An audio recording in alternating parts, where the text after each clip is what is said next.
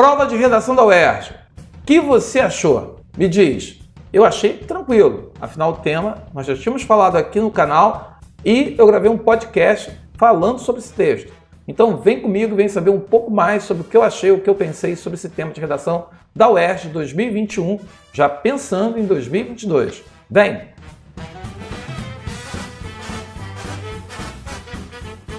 Pessoal, meu nome é Sérgio Monteiro, eu sou professor de Língua Portuguesa, Literatura e Redação. Hoje estou gravando um vídeo sobre proposta de redação, como é que foi a redação da UERJ. Gostei muito do tema, achei que foi um tema super bem equilibrado, soube jogar com a questão do texto, soube jogar muito bem com a questão da realidade. Então o aluno era forçado a pensar no livro e relacionar com a realidade. Então dava para fazer uma questão muito interessante, um texto bem assim, opinativo, robusto, a partir desse texto. Então botamos aqui, tem um desenho, né? Guerra é paz, liberdade é escravidão, ignorância é força. Os lemas do partido que tanto eles forçavam a população a acreditar e a repetir e acreditar que aquilo ali era a saída, era a solução. Bem, o texto que eles colocaram, eu tinha colocado lá no canal do Monteiro esse texto aqui. O Ministério da Paz cuida dos assuntos da guerra. O Ministério da Verdade trata das mentiras. O Ministério do Amor pratica a tortura e o Ministério da Pujança lida com a escassez de alimentos. Essas contradições não são acidentais e não resultam de mera hipocrisia.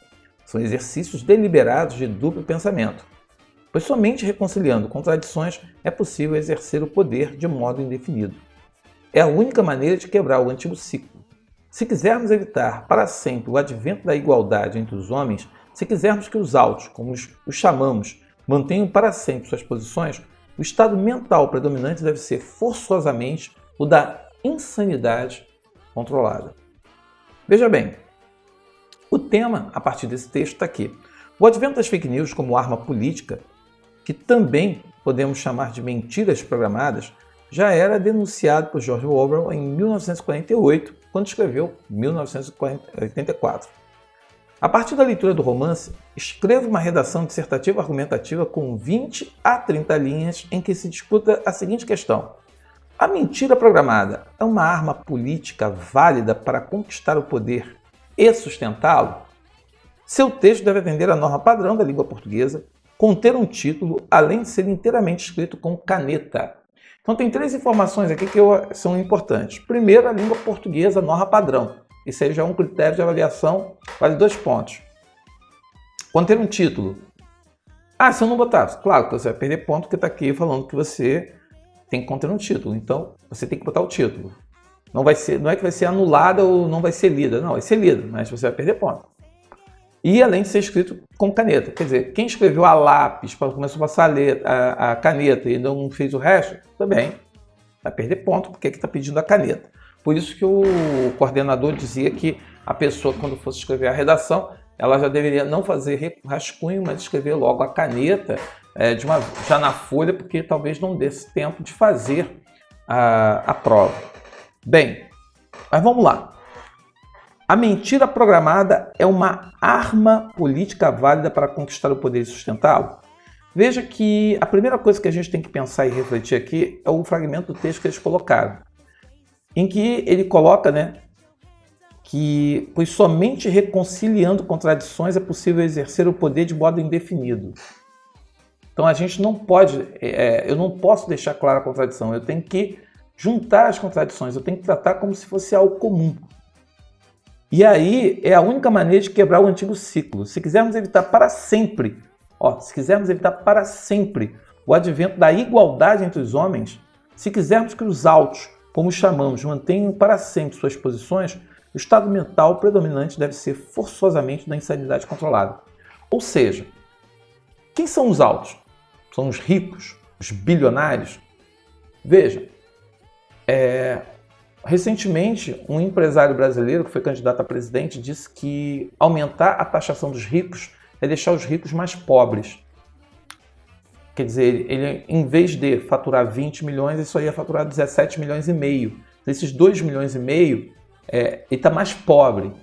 Ele não entende que esses 2 milhões e meio que ele, e que o outro, e que o outro, e que o outro está pagando, vai ajudar justamente o quê? A melhorar as condições de trabalho, as condições de vida da maioria da população. Os altos querem manter seus privilégios a qualquer custo, custe o que custar. E aí é claro que ele vai se meter na política, porque ele se metendo na política, se ele não se elege, ele vai eleger pessoas que vão usar justamente o discurso de que querem, não, eu estou tirando seu direito trabalhista para você ter melhoria de qualidade, para você ter oportunidade de emprego. Afinal, se eu não tirar seu direito trabalhista, como é que você vai ter emprego? É isso que impede o empresário de investir no Brasil. Aí o cara vai falar para você que você tem que privatizar a saúde, porque privatizando a saúde vai ser melhor. E ele vai gastar dinheiro com influenciador digital, com cantor, com artista, com sorriso no rosto, com milhões na conta, falando para você que não tem nada, que para que você quer SUS? O SUS não funciona, o SUS é um atraso.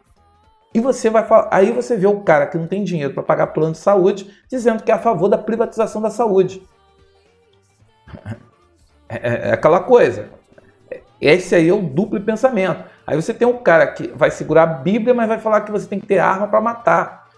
E é o mesmo cara que é contra o aborto, mas fala que se a criança cometer um crime tem que matar. Porque criança cresce e ao crescer, ela no caso vai se tornar um criminoso. Então a morte da criança, ali do adolescente, se justifica, porque é um futuro criminoso. Mas eu não sou contra o aborto, porque isso é contra o princípio de Deus.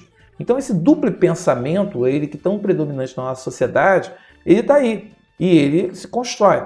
A questão é, isso é válido? Essa mentira, os fake news, as mentiras programadas, é uma arma política válida para conquistar o poder e sustentá-lo? É essa a reflexão que ele quer. Eu vou conquistar o poder falando mentiras, que eu vou acabar com a corrupção, que eu vou armar todo mundo, que eu vou dar dinheiro para todo mundo, que todo mundo vai ter dinheiro, todo mundo vai viajar, todo mundo vai ter qualidade de vida, porque nós vamos destruir os inimigos. Eu me elejo prometendo uma coisa, construindo todo um discurso, que quando eu assumo o poder, nada daquilo que eu prometi se cumpre. E aí, claro, eu não vou cumprir, não porque eu vou assumir a minha incompetência, mas eu vou colocar a culpa em outros e vou criar inimigos para que o foco saia de mim e eu fique sempre posando como vítima em relação a uma estrutura que eu sei que existe e que é uma estrutura que tem seus códigos para funcionar. Então, aquela velha história, o cara que utiliza as mentiras programadas para poder atingir o poder, esse cara, ele é movido por bons sentimentos, por bons valores. O cara que cria inimigos e diz que ele tem que se eleger para destruir o inimigo.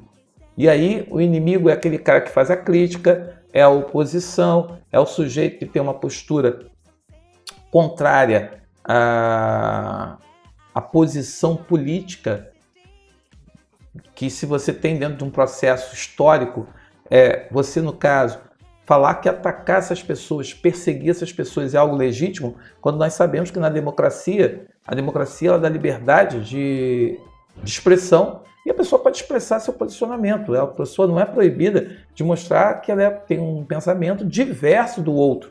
E no momento que eu começo a construir política e eu vou precisar destruir o inimigo para eu poder estar no poder, isso é perigoso.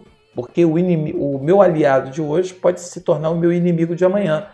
E essa pessoa se torna não muito confiável, porque qualquer coisa que vá dizer não ou aparecer à frente, ela vai ter aquela coisa que o partido tinha, né? Vamos neutralizar, vaporizar os inimigos para poder só fazer o quê? Deixar ali aqueles que estão correspondendo às minhas ideias. Então, assim, isso é válido? É aí que está, né? É um grande perigo. É um perigo para a democracia, é um perigo para a sociedade, é um perigo para as instituições. No momento que as instituições elas começam a abraçar uma ideologia e passar por cima da lei, da Constituição, por conta de uma ideologia, por conta de uma pessoa, ela está se corrompendo, ela está quebrando o código de funcionamento e ela está fechando os olhos para algo que enfraquece essa instituição futuramente. Futuramente, quando ele quiser se impor, ele já se corrompeu. E aí que tá, para você quebrar aí um copo quebrado ou tirar o arranhão de um cristal, não dá, já aconteceu. Então é nesse ponto que era para você refletir aí no caso. Essa mentira, esse programa, há pessoas que apoiam. Há pessoas que apoiam fake news, acham que o fake news é válido. Acham que isso daí é legal para você chegar e atuar de forma política. Só que tem um preço. E esse preço nem sempre é bom, porque toda mentira tem perna curta. E para você sustentar uma mentira, você começa a contar 2, 3, 10. Quando você vê, você está cheio de mentiras e você está tão acostumado a mentir que você perde a noção do que é real e o que é mentira. Então, dentro dessa discussão, dentro dessa análise, dessa percepção, eu acho que o tema da UERJ ela pedia do candidato que ele se posicionasse de uma forma bem articulada. Eu acho que a questão da mentira programada não é uma questão recente, essa daí já é uma coisa histórica, já é uma questão histórica. Quem ouviu o podcast que eu fiz, eu citei vários eventos históricos em que a mentira programada, ela era feita via jornais. Os jornais eram muito especialistas nisso. Revistas que em véspera de eleição lançavam um boato, pegavam alguma coisa falsa para poder determinar o rumo de uma eleição. À medida de que o rádio, que também criava e era usado para poder justamente propagar notícias falsas, isso sempre aconteceu. E aí que está, a pessoa que ela quer o poder a qualquer custo é uma pessoa que nós não devemos ter o maior cuidado, porque o poder corrompe. O poder, lembre-se do Tolkien, Senhor dos Anéis, eu sempre falo disso, né? Ele usa um anel para mostrar como que um anel que dá a ideia do poder, ele vai consumir, vai corroer e vai fazer com que as pessoas elas percam a noção. E aí que está, né? Você quer conhecer a pessoa, deu o poder na mão dela. E a pessoa com poder, ela vai mostrar se ela é uma pessoa justa, equilibrada, se ela é uma pessoa articulada. Quer dizer, no momento que você é um político que se nega a dialogar com as pessoas, você se nega a sentar e participar de um debate, você é uma pessoa preocupante. Por quê? Porque você é uma pessoa que vai querer impor as suas ideias sobre os outros. E você não aceita crítica, o que é mais preocupante. Porque todos nós erramos, todos nós vamos errar. E todos estamos sujeitos a erros.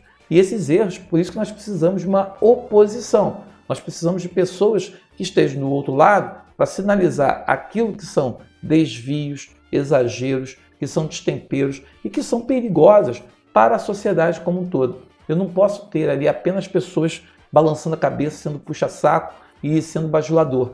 Puxa-saco e bajulador a gente sabe que é mero oportunista. É aquele cara que está ali bajulando para poder ganhar vantagem momentânea. E na hora que ele vê o barco naufragar, é o primeiro que pula fora, porque ele já não está levando vantagem, já não está recebendo aquilo que seria seu reconhecimento e não quer ficar com sua imagem atrelada àquele sujeito que de alguma forma praticou um ato que não, hoje é valorizado, mas amanhã, é como se diz, né? Muita gente fala, a história. Cara, a história lá na frente ela é cruel. Os ídolos de hoje, a gente vai estudar, e hoje a mídia ela permite isso, ela vai mostrar que muitos heróis de hoje poderiam ser os vilões de amanhã, e os vilões de hoje podem ser os heróis de amanhã. E isso daí a história nos ensina o tempo todo. Então é muito importante que nesse tema aqui, para você responder essa questão, é você refletir sobre a importância, na verdade, de se você quer o poder é algo transitório. Hoje está na mão de A e tem que ir para a mão de B, até para nós tenhamos aquela questão saudável da democracia, que é o rodízio de poder. Porque tendo rodízio de poder, você vai poder observar, né, até onde aquele que se diz capaz de resolver os problemas, ele tem a capacidade de articulação para realmente resolver os problemas. E não só agir em nome de um grupo, ou de um grupo especificamente, que tem uma série de privilégios em detrimento de uma maioria que acaba sofrendo com falta de emprego, falta de comida, falta de casa, falta de direitos básicos que são garantidos pela Constituição. A Constituição não foi feita para um grupo dos altos, a Constituição é feita para a sociedade. E no momento que você começa a passar por cima da Constituição e você lê a Constituição, porque também tem isso, né? Tem um sujeito que lê o texto do jeito dele e quer interpretar do jeito dele. E aí o cara vai fazer aquilo que ele acha que é salutar. Então a gente tem que ficar muito atento, sim, porque as fake news, elas hoje são um instrumento talvez mais poderoso de desinformação. Elas são um instrumento poderosíssimo, usado por grupos econômicos poderosíssimos, e nós temos que ficar atentos, porque para fazer fake news, quer dizer, a mídia, a rede digital, ela está na mão de um grupo muito restrito.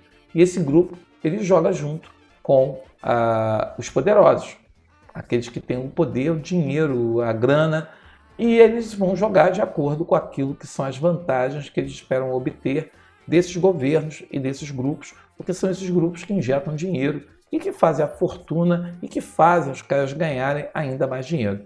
Então, é uma boa reflexão. Eu acho que tinha um contexto histórico bem bacana aí para fazer, pegar o passado e comparar o presente e mostrar e relacionar com o Brasil hoje, né?